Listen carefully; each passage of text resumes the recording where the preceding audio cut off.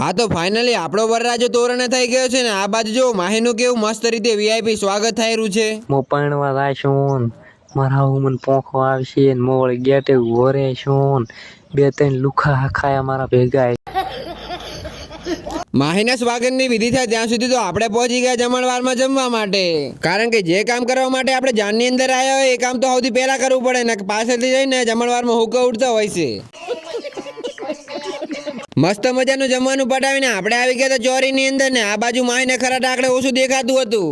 કોઈ મજાક ના ઉડાડતા હો, આ તો થાય બધાને, કારણ કે જિંદગીની અંદર પહેલી વાર પરણેલો છે મારો ભાઈ. અને આ બાજુ હું માહીના લગ્નનો બ્લોગ બનાવતો હતો જ્યાં સુધી તો 99 મેં મારો જ બ્લોગ બનાવી નાખ્યો.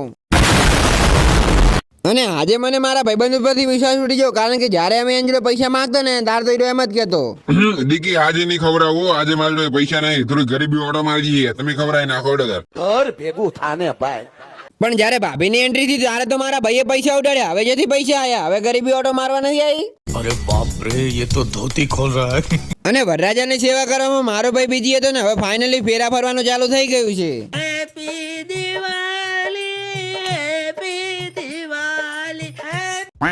માતાજી સુખી રાખે યાર, આ ઘા સહન નથી થતા. હવે આવા ખહુરિયા જાજા થઈ ગયા યાર, એની પીડા થાય છે.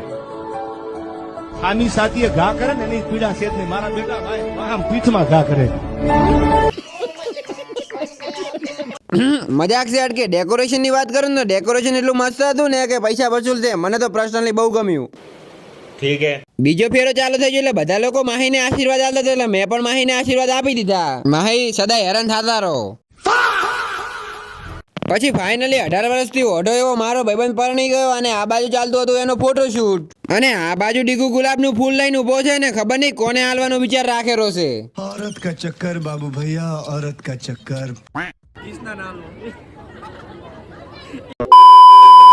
એ બધું જવા દો, આ બાજુ મસ્ત મજાનો વિષ્ણુ કાકે નાગી ડાન્સ કરી નાખે છે ને આ ડાન્સ જોઈને તો સાચું કહો ને કે દિલ ગાર્ડન ગાર્ડન થઈ ગયું છે.